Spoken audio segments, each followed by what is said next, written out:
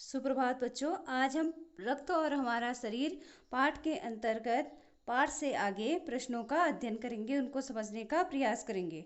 तो प्रश्न है, रक्त में हीमोग्लोबिन के लिए किस खनिज की आवश्यकता पड़ती है? इसके आपको विकल्प दिए गए हैं, जस्ता, लोहा, शीशा और प्लेटिनम। तो हमारे शरीर में जो रक्त खून होता है उसके लिए हीमोग्लोबिन बनने के लिए उसमें लोहे की आवश्यकता होती है, लौह तत्व की आवश्यकता होती है। प्रश्न नंबर 2 है, बिंबाणु जिसको प्लेटलेट कण भी कहते हैं की कमी किस बीमारी में पाई जाती है? अब आपको विकल्प दिए गए हैं, टाइफाइड, मलेरिया, डेंगू और फाइलेरिया। तो बच्चों, इसमें आपका जब प्लेटलेट कण की कमी डेंगू बीमारी के अंतर्गत पाई जाती है, जब हमें हमें डेंगू बीमारी हो जाती है तो यहाँ पे प्लेटलेट कण कम हो जाते हैं शरीर में, जो कि हमारे खून में एक कण के रूप में होते हैं।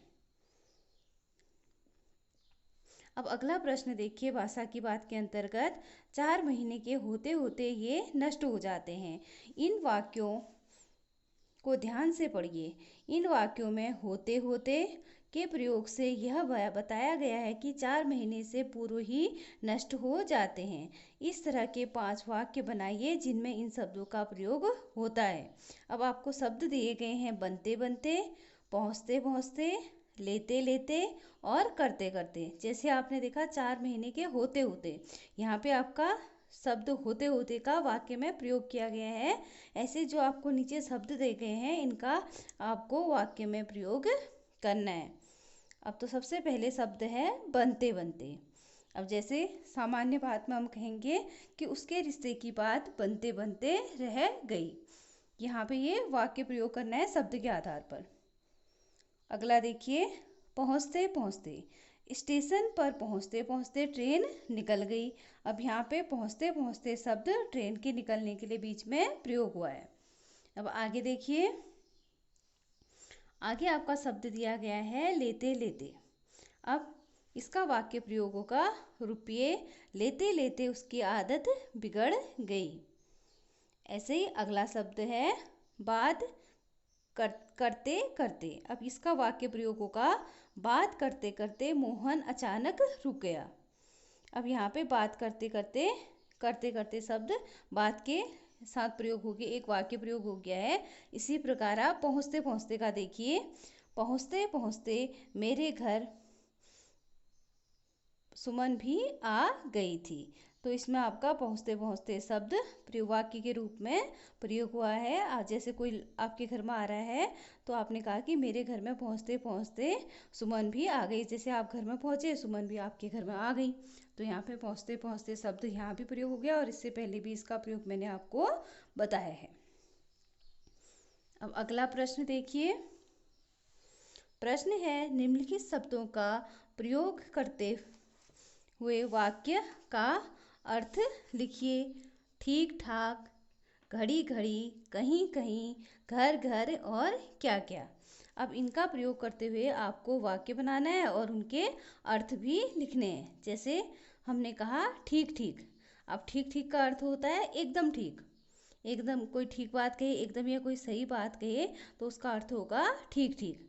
अब इसका वाक्य प्रयोग देखिए क्या कर सकते हैं, तुम्हें रास्ते की ठीक ठाक जानकारी होनी चाहिए। यहाँ पे ठाक लिखा गया है, ठीक होगा। तो यहाँ पे जब वाक्य प्रयोग होगा तो इसमें लिखा जाएगा कि तुम्हें रास्ते की ठीक ठीक जानकारी होनी चाहिए। अब ठीक ठीक शब्द यहाँ पे आपका प्रयोग हो गया, जो उसका एक अर्थ एकदम सही भी है। इसी प्रकार अगला देखिए, घड़ी घड़ी। तो घड़ी घड़ी का अर्थ होगा हर समय। जैसे हम लोग सामान्यतः कहते हैं घड़ी घड़ी ये चीज़ याद आ गया हमें, तो आपने इसको हर समय के अर्थ के रूप में लिया। जैसे अब इसका वाक्य प्रयोग देखिए, यशोदा को घड़ी घड़ी अपना कन्हैया याद आता था। तो यहाँ पे यशोदा माता की बात कही गई है कि उनको हर समय अपने बेटे कन्हैया की याद आती थी। अब अगला देखिए, कहीं कहीं। कहीं कहीं का अर्थ होता है कुछ जगहों पर। आज कहीं कहीं वर्षा के आसार नजर आ रहे हैं।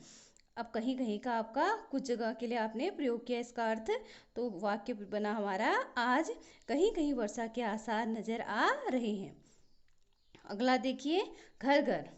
अब घर घर का अर्थ होगा हर घर के लिए अब इसका वाक्य प्रयोग बनाएंगे तो वाक्य बनेगा, उसकी सफलता की खबर घर घर में फैल गई। और हर घर में उसके सफलता की खबर फैली, इसलिए आपने यहाँ पे घर घर कहा।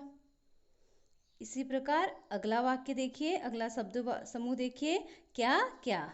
अब क्या क्या का अर्थ होता है कौन सी। अब यहाँ देखिए, नेहा को बाजार से क्या क्या चीज़ें लेनी हैं। तो क्या क्या का प्रयोग यहाँ पे, नेहा को बाजार से सामान लेने के लिए क्या क्या चीज़ें लेनी है यहाँ पे आपने ले लिया, और इसका अर्थ हुआ कौन सी चीज़ें उसको लेनी है। नेहा को बाजार से कौन सी चीज़ें लेनी है, ये न कहकर आपने कहा कि नेहा को बाजार से क्या क्या चीज़ें लेनी हैं। अब उसी प्रकार आप देखिए अगला प्रश्न, इस पाठ में दिए गए मुहावरों और कहावतों को पढ़िए और वाक्य में उनका प्रयोग कीजिए। अब आपको मुहावरे दिए गए हैं, भानुमति का पिटारा, जैसे इसमें पाठ के अंतर्गत कहा गया है कि खून को भानुमति का पिटारा कहा गया है। अब भानुमति का पिटारा एक मुहावरा है। अब अगला है दस्तक देना। दस्तक देना का अर्थ होता है खटखटाना। जैसे इस पाठ के अंतर्गत कहा गया था कि रोग दस्तक देता है, कोई भी बीमारी, तो इसका अर्थ खटखटाना होगा, लेकिन यहाँ पे मुहावरे के रूप में पाठ में दिया गया है। अब अगला है धावा बोलना। तो धावा बोलना का अर्थ होता है हमला करना। कोई बीमारी के कीटाणु हमने कहा हमारे शरीर पर धावा कर रहे हैं, इस पाठ के अंतर्गत धावा करना या बोलना पाठ के अंतर्गत एक मुहावरा है। अगला देखिए घर करना। अब घर करना का अर्थ होता है उसके अंतर्गत अपना स्थान बना लेना। जैसे कीटाणु हमारे शरीर में अपना घर कर लेते हैं। जैसे वर्तमान समय में आप देख रहे हो कोरोना वायरस इतना खतरनाक है कि वह हम लोगों के शरीर में अपना घर बना लेता है। अगला देखिए पीठ ठोकना। तो पीठ ठोकना का अर्थ होता है शाबाशी देना। जैसे यहाँ पे पाठ के अंतर्गत डॉक्टर दीदी ने अनिल की पीठ ठोकी थी, जब अनिल ने कहा था कि मैं बड़े होकर अवश्य रक्तदान करूँगा। तो डॉक्टर दीदी ने अनिल को क्या दी थी, बधाई दी थी, शाबाशी दी थी। अब इसी का अगला, इसके आगे के वाक्य और क्या बन सकते हैं देखिए। पहला देखिए भानुमति का पिटारा, इसका अर्थ बताया था आपको तरह तरह की वस्तुएं होना। अब इसका वाक्य देखिए, मेरी दादी का बक्सा भानुमति के पिटारे जैसा है। अगला देखिए दस्तक देना। अब दस्तक देने का अर्थ है खटखटाना। दरवाजे पर किसी के दस्तक की आवाज़ सुनकर मैं नीचे आ गई। जैसे दरवाज़ा किसी ने खटखटाया, आपने दस्तक की आवाज़, खटखटाया दरवाज़ा, तो आपने सोचा कि कौन दस्तक दे रहा है दरवाजे पर, तो आप नीचे आ गए। ऐसे ये वाक्य बनाया गया है। अगला है धावा बोलना। अब धावा बोलना का अर्थ होता है हमला करना। अब जंगल में छिपे माओवादियों ने पुलिस दल पर अचानक धावा बोल दिया, उन लोगों ने हमला कर दिया, जो माओवादी अर्थात जो आतंकवादी लोग होते हैं। अगला है घर करना। घर करना का अर्थ होता है स्थान बना लेना। अब पिता की बातें राजू के मन में घर कर गई, अर्थात उसके पिता की बातों से राजू प्रभावित हुआ और उनकी बातों ने उसको आगे को स्थान बना लिया। जो उनकी बातें हैं वो बातों से प्रभावित हुआ और उसने अपने पिता की बातों को अपने मन में रख लिया और उनको आगे उसने फॉलो किया उस चीज़ को। फिर अगला है पीठ ठोकना। अब पीठ ठोकना का अर्थ होता है शाबाशी देना। इसका वाक्य प्रयोग देखिए, परीक्षा में सफलता मिलने पर शिक्षक ने उसकी पीठ ठोकी। अब जो परीक्षा में अगर कोई बच्चा पास हो गया तो जो उसके अध्यापक हैं, टीचर हैं, उसने उसको शाबाशी दी। जैसे आपको अगर कक्षा में कभी आप अच्छा काम करते हो, अच्छे मार्क्स लाते हो, तो टीचर आपको शाबाशी देते हैं, आपकी पीठ ठोकते हैं, अर्थात आपको शाबाशी देते हैं। तो इसका ये अर्थ हुआ। तो आज आप इस प्रश्नों को अच्छे से करेंगे और इनको समझेंगे। धन्यवाद।